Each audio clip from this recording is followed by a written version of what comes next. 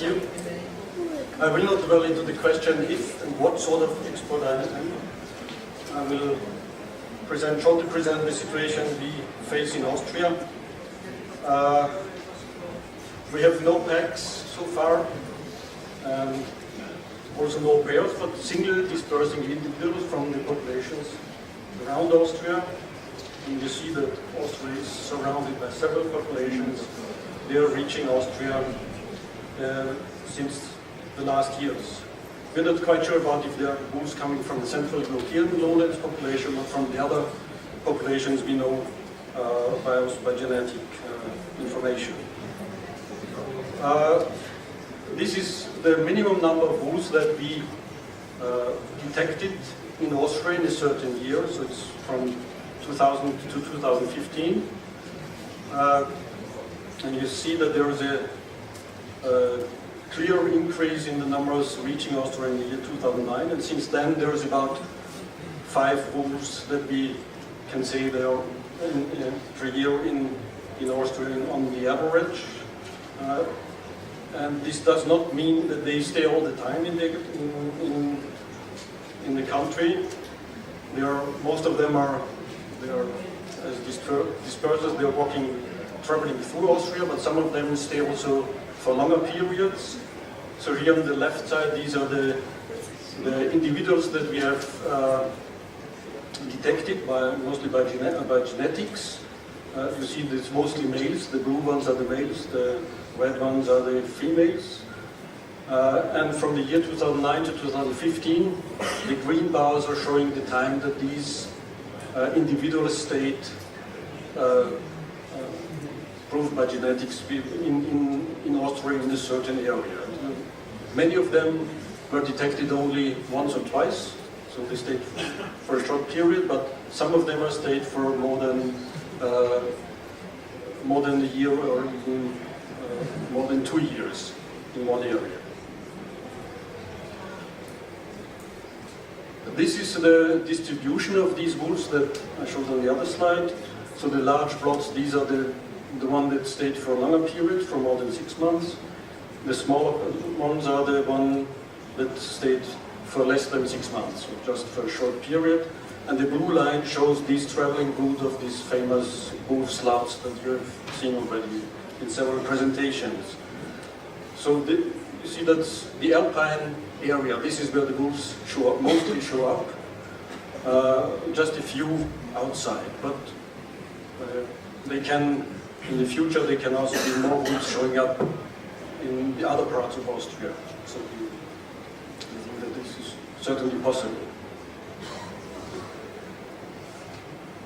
This is the situation last year, and we had 4 different individuals that we proved, and some other indications, mostly by photographs, where we cannot say nothing about the individual that belongs to. So the blue one, this is this famous the wolf that's coming from Switzerland, running through Austria, then to Bavaria, and then back to Austria. So it started in Switzerland after getting the permission to being shot. So he escaped to Austria, and last indication was in October. Then the alpine the sheep were fetched down from the alpine pastures, so there's no more sheep to kill, and therefore we do not know where he moved on. There was a second wolf that stayed already from the last year in the same area, the red one, and the yellow point. This is in November. We have one scat was found there, but we have not yet genotyped, so we do not know the individual. And in the Salzburg area, where you have this large triangle with a circle around, so this is an area where the wolf that stayed there was proved by photographs, but we did not get any genetic sample of this area. But it was at the same time when the other wolves were proved by genetics, so we can be quite sure that this is another individual.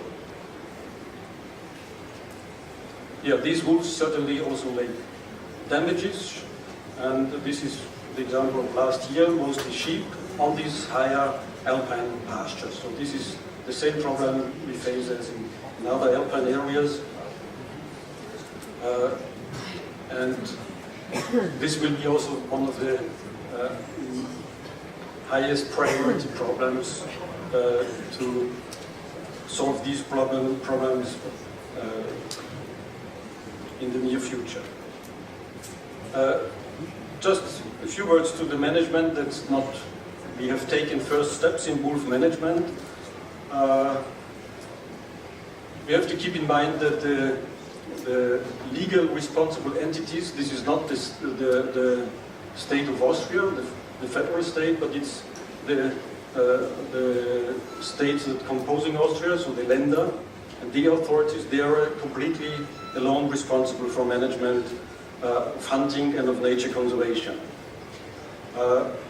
There has been a national board already been formed for the bear, because the bear entered Austria in earlier times, and this is composed by state authorities, by the Minister of Environment, and by several stakeholder organizations.